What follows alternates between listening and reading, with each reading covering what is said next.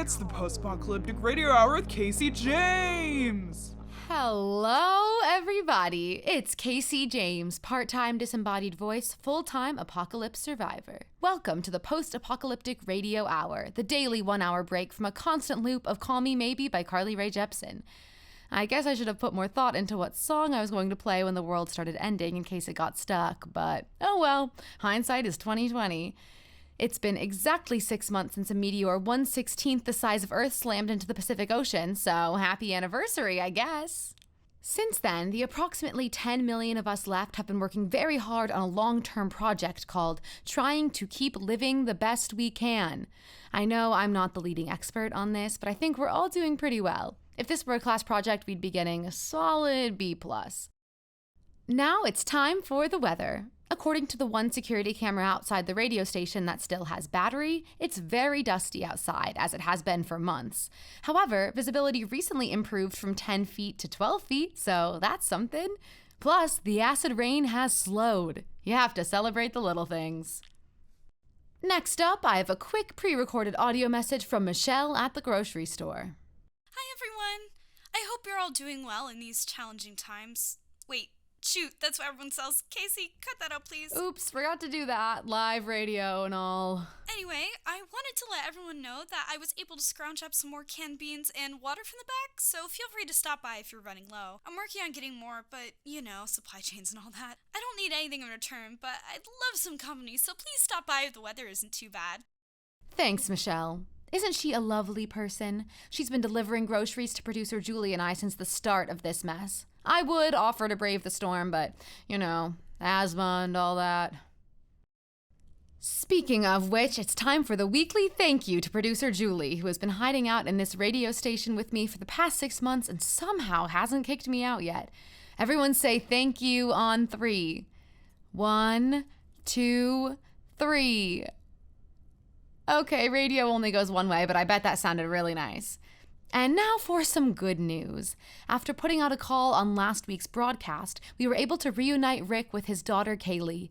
Thank you all so much for helping with the search and asking around. You know, sometimes it feels lonely, trapped in this radio station for months on end. Sorry, Julie. But knowing that there are still good people out there makes me really happy.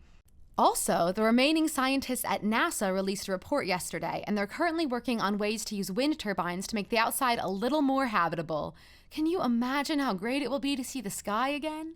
Casey's Takes! You know what that means. It's time for Casey's Takes, the only segment from my old show that survived the apocalypse, and also the one that no one asked for. So, feel free to tune to a different channel while I talk about some of the things I've been thinking about during my time trapped in a radio station. First of all, dating in the apocalypse is really weird. Like, I know that we're fighting for our lives and all that, and don't get me wrong, producer Julie is excellent company, but you can still have hope that your soulmate wasn't crushed by a giant meteor, right?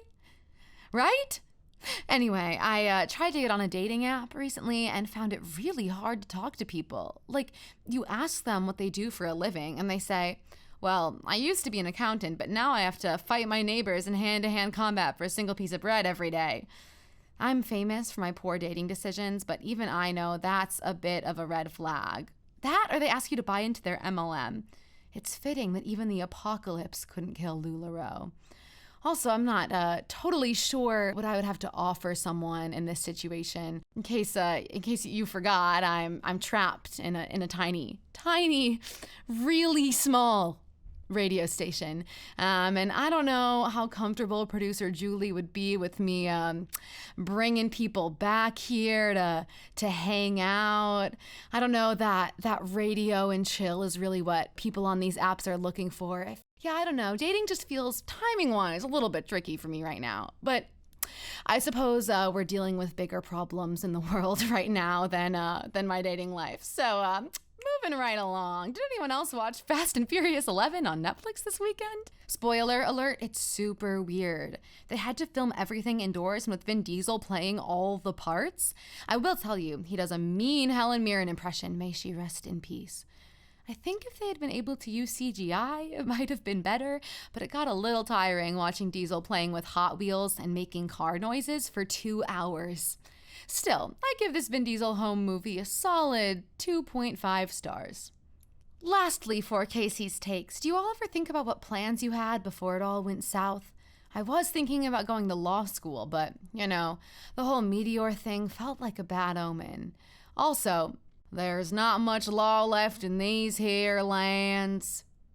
Sorry, that was a lot. But it's so interesting to think about how we were all so focused on what we thought we had to do to be happy or buy a house or please our parents, and then all of that just kind of went away. Things like mortgages and the legal system felt like they would be around forever until they just weren't. But as hopeless as this new situation has felt at times over these past 6 months, it really makes you appreciate what you have.